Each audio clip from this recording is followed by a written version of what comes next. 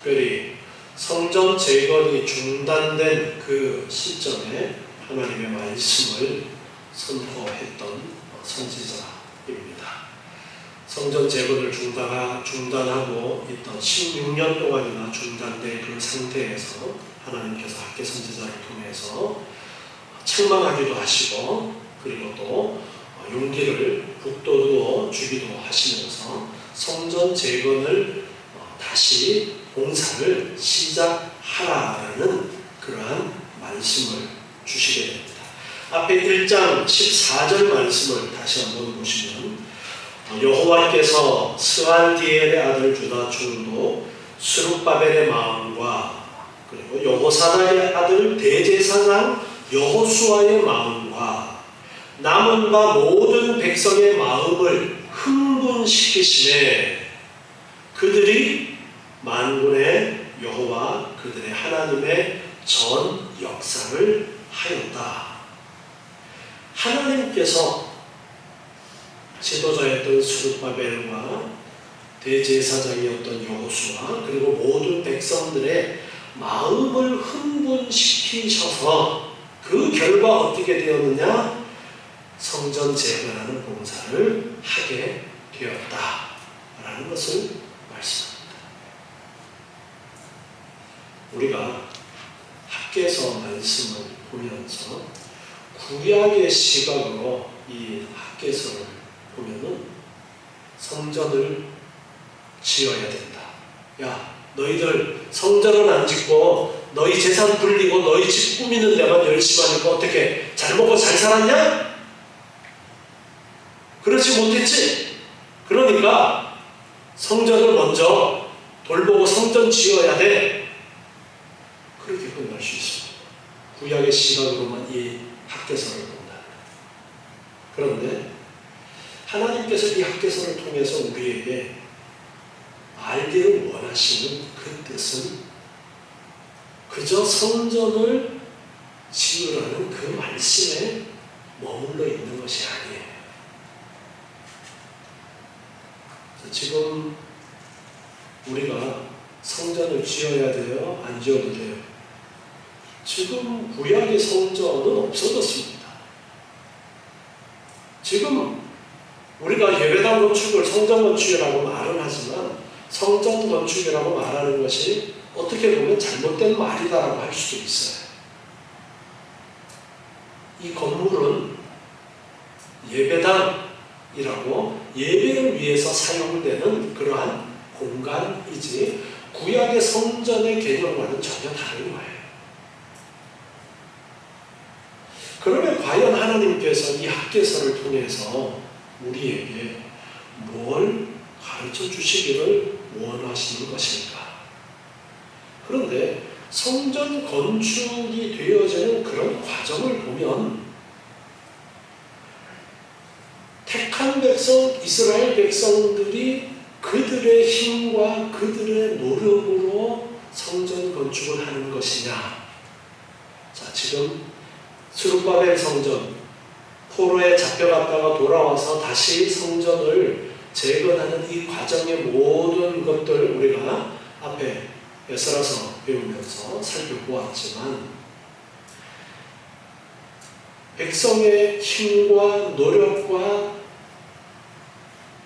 능력으로 되어지는 것이었어요? 그렇지 않았어요? 그렇지 않았죠.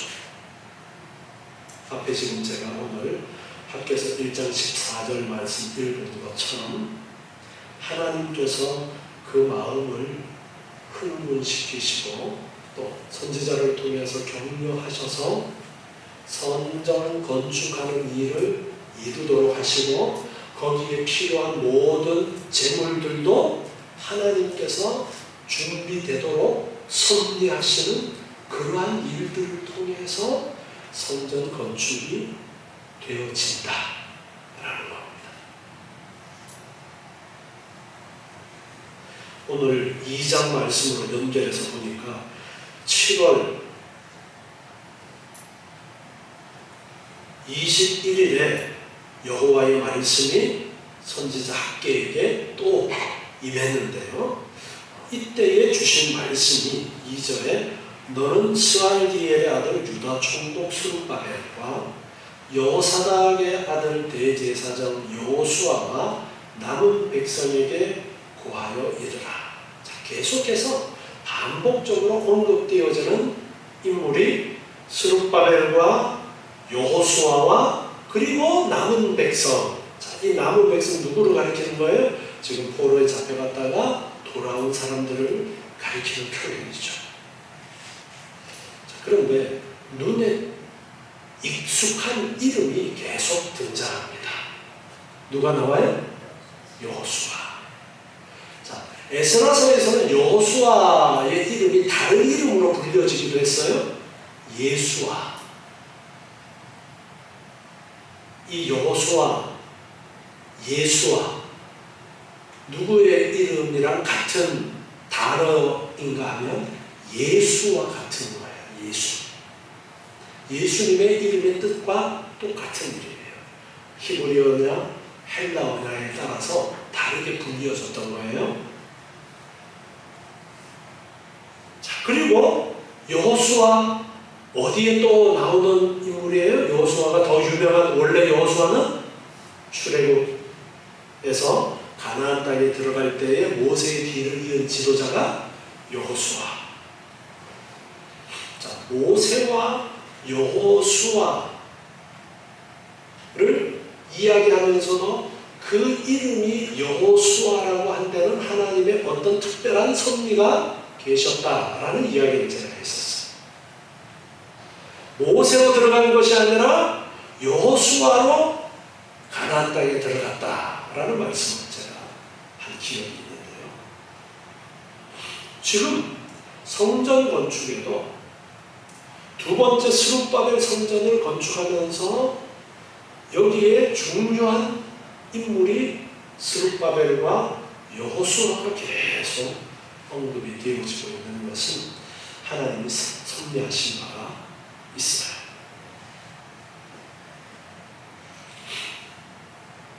자, 이들에게 말씀이 임했습니다. 무슨 말씀이 임했느냐? 3절에 보니까 너희 중에 남아있는 자 곧 이전에 이전 영광을 본 자, 이전에 이전 영광, 바로 솔로몬 성전의 그 영광을 본 사람이 누구냐? 이제 이것이 너희에게 어떻게 보이느냐? 지금 시간이 수십 년, 70년의 시간이 지나고 그리고 또 시간이 더 지났지만 그럼에도 솔로몬 성전의 그 영광을 보았던 사람이 아주 많은 사람들 중에는 소수가 있었을 수도 있어요. 그 솔로몬 성전의 영광을 아는 사람들이 지금 이 새롭게 건축되어진 이 전을 보면서 너무 초라하다라는 것을 잘 알고 있습니다. 그래서 지금 이 말씀을 합니다. 너희에게 어떻게 보이느냐? 이것이 너희 눈에 보잘 것이 없지 아니하냐. 너무나도 보잘 것이 없는 성전이에요. 이 스룹바벨 성전은, 지금 재건되어지는 성전은 너무나 보잘 것이 없어요. 어디에 빗대며? 솔로몬 성전에 비하며. 그러나 나 여호와가 이르노라.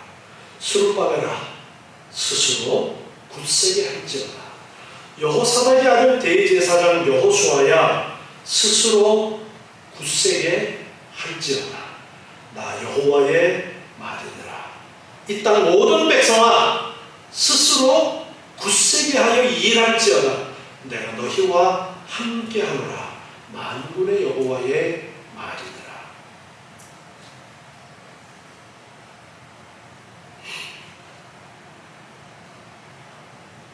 스룹바벨에게, 여호수아에게, 백성들에게 스스로 굳세게 하라 말씀하십니다. 학개는 재건한 성전이 형편없이 초라함을 보고 시리와 좌절에 빠진 백성들에게 위로의 말을 전합니다. 그 대상은 스룹바벨과 여호수아 그리고 이 땅 모든 백성, 곧 남은 백성들이라고 그렇게 말씀하면서 그들을 향해서 스스로 굳세게 할지어다 라는 말씀을 주십니다.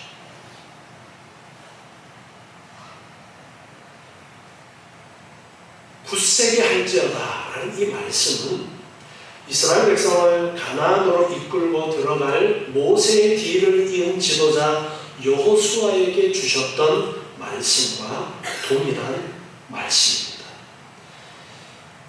여호수아 1장 6절 말씀을 보면 여호수아 1장 6절에서 마음을 강하게 하라, 담대히 하라.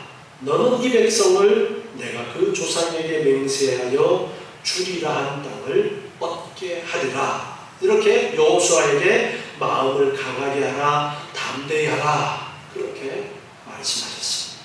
여호수아 1장 9절에서도 보니까요. 내가 내게 명한 것이 아니냐. 마음을 강하게 하고 담대히 하라. 두려워 말며 놀라지 말라. 내가 어디로 가든지 내 하나님 나 여호와가 너와 함께 하느니라. 두려워하지 마라. 내가 너와 함께 한다. 말씀은 여호수아에게 그리고 학개 선지자를 통해서 스룹바벨과 대제사장 여호수아와 남은 백성들에게 동일한 말씀을 하고 계시는데 바로 오늘 우리에게도 이 말씀은 동일하게 하시는 말씀이에요. 마음을 강하게 하고 담대히 하라. 자, 굳세게 하라. 마음을 강하게 하고 담대히 하라.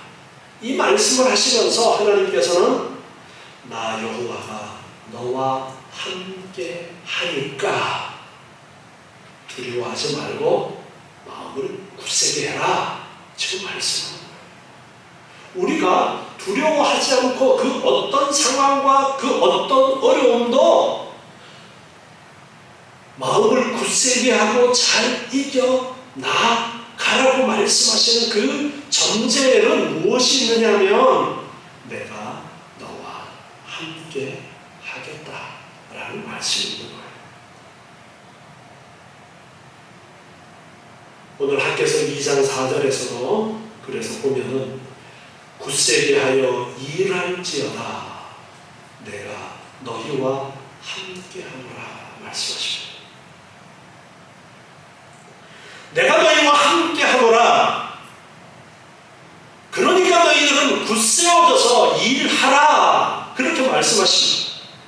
만군의 여호와의 말씀은 하나님이 백성들과 함께할 것이라는 이 약속이 함께하고 있는 거예요. 만군의 여호와가 말씀하는데 내가 함께 하겠다라고 말씀하고 있습니다. 만군의 여호와가 말씀하고 있으니까 이 말은 헛되지 않다. 그렇게 보증으로 말씀하시는 거예요. 학개서 2장 5절 보니까 너희가 애굽에서 나올 때에 내가 너희와 언약한 말과 나의 신이 오히려 너희 중에 머물러 있나니 너희는 두려워하지 말지어다. 애굽에서 나올 때에 하셨던 그 언약을 언급을 하셔요. 출애굽기 29장 43절 말씀을 보면요. 출애굽기 29장 43절에 내가 거기서 이스라엘 자손을 만나니 자 이것은 성막 즉 성전의 모체가 되어지는 성막을 출애굽할 때 하나님께서 지으라고 그랬죠. 만들라고 말씀하셨죠. 그래서 하나님이 말씀하시는 대로 성막을 만들고 그 안에 법궤를 2개 되어졌는데 그 성막을 언급을 하시는 거예요. 내가 거기서 이스라엘 자손을 만나리니 내 영광을 인하여 회막이 거룩하게 될지라.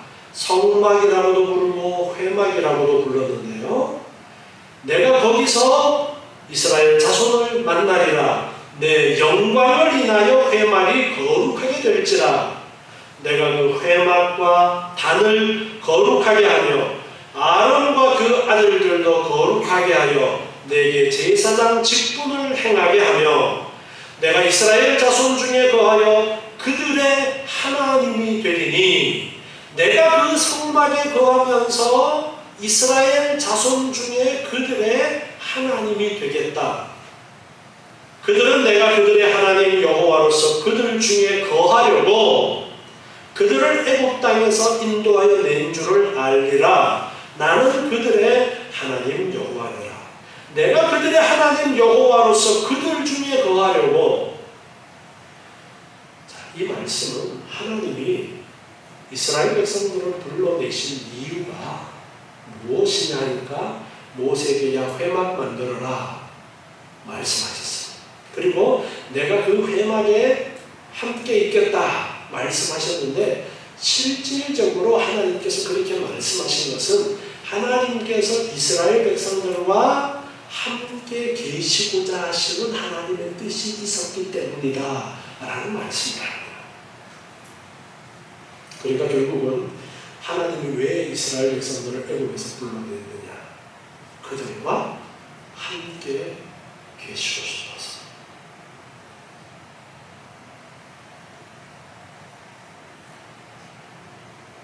자, 오늘 오전에 천국에 대한 이야기를 했었는데,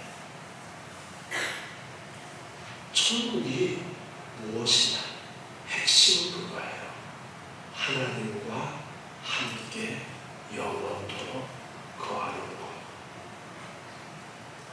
그러니까 결국 하나님께서 이스라엘 백성들을 불러내어서 뭘 만드시는 거예요? 하나님의 나라 천국을 이야기하시는 거예요. 이 성전이 가지고 있는 그 의미가 솔로몬 성전에 이어서 다시 구약의 스룹바벨 성전을 재건하도록 하시는데, 이 성전이 가지는 구약적인 의미는 하나님이 함께 하시는 처소. 성전이 없어. 그러면 하나님이 함께 하시는 처소가 없다라는 거예요. 자, 그렇다는 이야기는 하나님이 함께 하신다라는 거예요? 함께 안 하신다라는 거예요? 함께 안 하신다라는 거예요. 그런 의미가 있는 거예요. 하나님이 왜 바벨론에게 성전이 짓밟히도록 하셨느냐? 그거예요. 내가 너희와 함께 하지 않겠다라는 거예요. 그거를 외적으로 뼈저리게 보여주신 것이 성전이 파괴되도록 해버리신 거예요. 그런데 지금 제2성전을 만드는데 누가 지금 적극적으로 제2성전을 만들고 있는 거예요? 하나님이. 사람이 아니라 하나님이 지금 그 일을 하고 계시죠.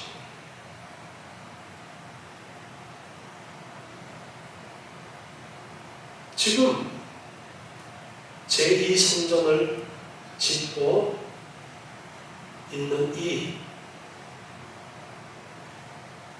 바벨론에서 돌아온 이들에게도 하나님께서는 내가 너희와 함께 하겠다라는 말씀을 하십니다. 이 성전을 지어서 이 성전이 보잘것없지만 내가 너희와 함께 하겠다. 성전의 가장 중요한 핵심적인 내용. 여러분, 성경에서 제2성전 법궤가 있었게요, 없었게요? 제2성전에. 여러분, 구약에서 법궤를 찾아보면 언젠가 법궤가 없어져요. 그런데 없어졌다는 이야기가 없어요. 그래서 인디아나 존스는 어디에서 그걸 찾아내요? 인디아나 존스가 그걸 찾아내잖아요.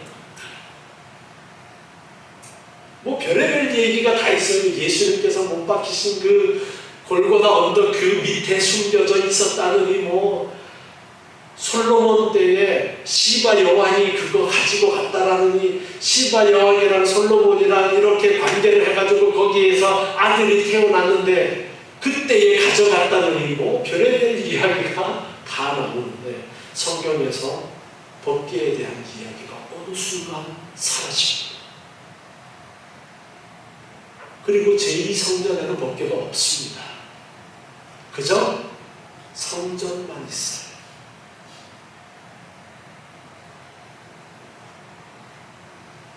학개서 2장 6절 말씀을 보면요, 나 만군의 여호와가 말하노라.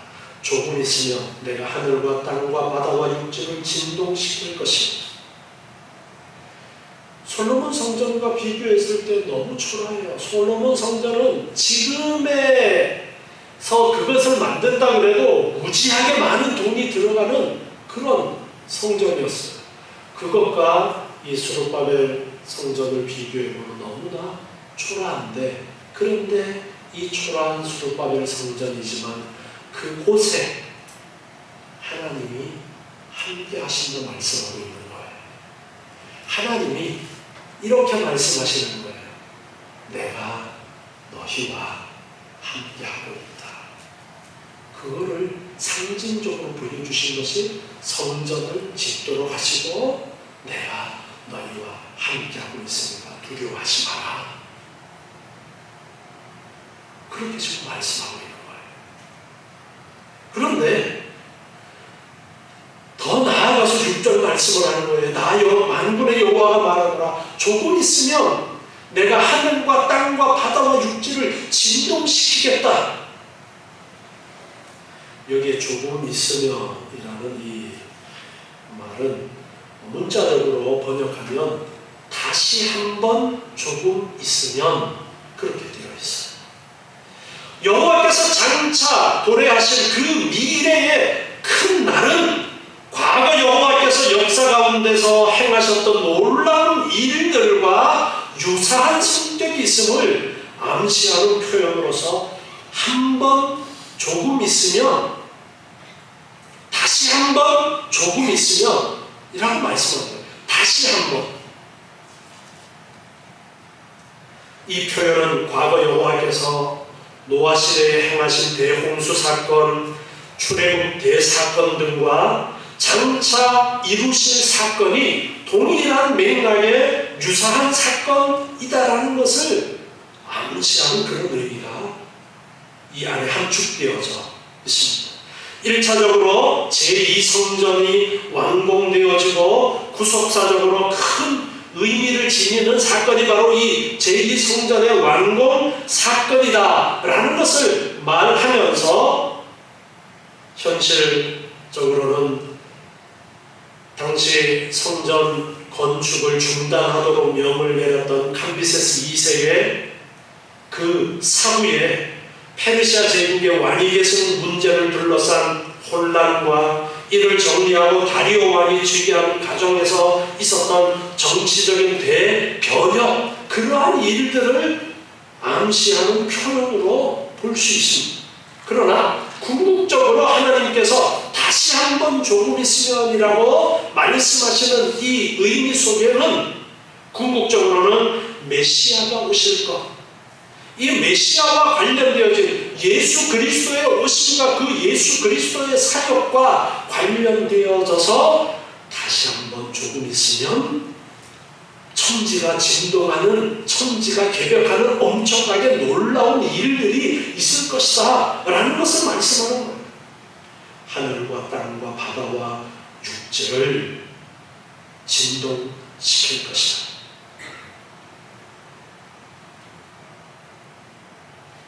그런데 조금 있으면, 조금이라는 의미는 긴 시간이 아니라 짧은 것을 말하잖아요. 그런데 하나님의 시간하고 우리의 시간하고는 달라요. 그죠? 어떻게 보면 하나님이 거짓말쟁이 같아. 조금 있으면 말씀하셨는데 그 조금이 좀 길어. 예수님도 조금 있으면 오신다 그래 놓고서 지금 2000년이 지났는데도 아직까지도 안 오셔. 하나님에게 이 조금이라는 시간은 우리의 시간과는 차이가 분명히 있어요. 그래서 예수님도 내가 속히 오리라 라고 말씀하셨지만 거짓말하신 거예요? 아니, 반드시 오십니다. 다시 한번 조금 있으면 내가 하늘과 땅과 바다와 육지를 진동시키겠다라는 이 말씀도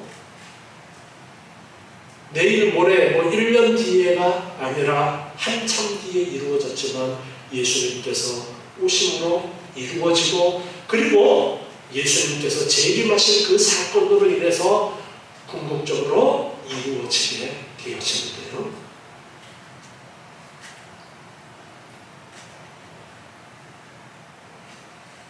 내가 하늘과 땅과 바다와 육지를 진동시키겠다. 1차적으로는 성전 재건을 방해하는 세력들의 그러한 세력을 잠재우고 성전 재건을 완성하신다는 것으로 정리할 수 있을 것입니다. 그러나 결국 여기에서 우리가 이 말씀을 통해서 말씀하고자 하시는 진정한 의미는 성자 하나님이신 예수 그리스도의 성육신과 재림과 관련되어진 예언으로 이해를 해야 됩니다. 예수님께서 강림하실 때에 땅과 바다와 육지를 진동시키시는 그러한 것으로 이해를 해야 됩니다. 예수님께서 처음 오셨을 때에는 세상에 떠들썩하게 오신 것이 아니라 아주 고요한 가운데에 오셨습니다. 그러나 누가복음 2장 13절부터 보면은 천군 천사들이 하나님을 찬송했다라는 그 기록을 통해서 영적인 그 세계에서는 아주 떠들썩했었다라는 것을 우리는 또한 알 수가 있습니다. 그러나 예수님께서 이제 재림하실 때는 정말로 떠들썩하게 예수님께서 오시는데요. 베드로후서 3장 10절 말씀 보면요. 베드로후서 3장 10절에 그러나 주의 날이 도적같이 오리니 그날에는 하늘이 큰 소리로 떠나가고 체질이 뜨거운 불에 풀어지고 땅과 그 중에 있는 모든 것이 드러나리로다. 하늘이 큰 소리로 떠나가고 체질이 뜨거운 불에 풀어지고 땅과 그 중에 있는 모든 일이 드러나리라. 정말로 천지가 개벽하고 천지가 진동하는 그런 역사가 있을 것을 말씀하고 있어요. 지금 이 학개 선지자를 통해서 지금 스룹바벨 성전이 보잘것없지만 하나님께서 만드시는 이 성전은 정말 엄청난 일을 이루실 것을 말씀하고 있는 것입니다. 베드로후서 3장 12절 말씀에 보면 하나님의 날이 임하기를 바라보고 간절히 사모하라. 그날에 하늘이 불에 타서 풀어지고 체질이 뜨거운 불에 녹아지려니와. 요한계시록 21장 1절에서도 보면 내가 새 하늘과 새 땅을 보니 처음 하늘과 처음 땅이 없어졌고 바다도 다시 있지 않더라. 자, 예수님께서 재림하실 그때가 되어지면 예수님이 재림하실 때의 모습은 정말로 새 하늘과 새 땅이 이루어지는 거예요.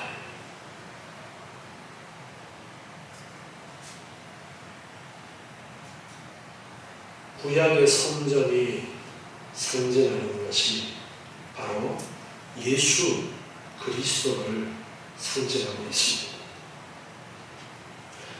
요한복음 2장 19절 말씀을 보면요. 요한복음 2장 19절에 예수께서 대답하여 가라사대 너희가 이 성전을 헐라 내가 사흘 동안에 일으키리라. 자, 예수님 때에 그때 당시의 성전이 헤롯 성전이라고 불려졌지만 그 헤롯 성전은 스룹바벨 성전이 없어지고 다시 채운 것이 아니라 스룹바벨 성전을 증축한 것이 헤롯 성전이었어요. 그러니까 이 스룹바벨 성전이 언제까지 계속되어졌던 거예요? 예수님 때까지 계속되어졌던 거예요. 그런데 예수님께서 이런 말씀을 하시는 거예요. 이 성전을 헐어라. 내가 사흘 동안에 일으키겠다.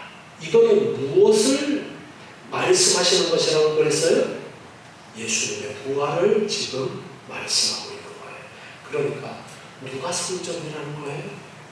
예수님이 성전이라는 것을 가르쳐 주십니다.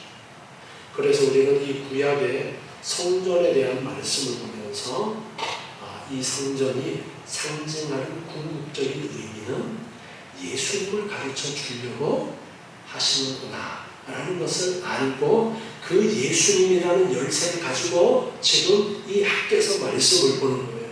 그러면 지금 초라해 보이지만 이 성전이 결국 예수 그리스도를 통한 구원의 그 역사를 우리에게 가르쳐 주시는 거예요. 그러니까 예수님을 통한 구원의 역사를 우리에게 가르쳐 주시는데 그 성전 만드는 과정 속에 누가 결국은 다 하는 거예요? 하나님이 다 하시는 거예요. 그러니까 우리의 구원의 그 역사도 결국은 사람이 하는 것 같지만 누가 다 한다는 것을 가르쳐 주시는 거예요? 하나님이 다 하신다라는 것을 가르쳐 주시는 거예요. 이처럼 예수 그리스도와 같이 연결시켜서 우리가 이 부분들을 이해해 나가면은 성경 전체를 이해하는 큰 도움이 되어집니다. 오늘 이제 6절까지 말씀을 살펴보았는데요. 벌써 이제 해답이 계속해서 나오고 있죠. 성전이 예수님이고 하나님께서 그 만드시는 과정을 다 하시는 것을 통해서 예수 그리스도를 통한 구원도 결국 하나님께서 모든 것을 다 이루시지만 거기에 하나님의 말씀에 순종하는 그 순종을 명령하신 것처럼 신약시대에 우리도 예수 그리스도, 성전 대신 예수 그리스도를 통한 구원의 말씀이 우리에게 주어졌는데 그 말씀을 따라 우리가 믿고 순종하며 나아가야 된다는 것을 계속해서 가르쳐 주시는 것입니다. 이 말씀 잘 기억하시고 우리에게 베풀어 주신 하나님의 은혜가 얼마나 큰가. 구약의 성전을 허락하신 것처럼 우리에게 예수 그리스도를 허락해 주신 것이 얼마나 놀라운 은혜입니다. 내가 그 예수를 믿게 되어진 것이 얼마나 엄청난 특혜인가. 그것을 늘 기억하시고 감사하고 또 감사하고 또 감사하고 기뻐하시는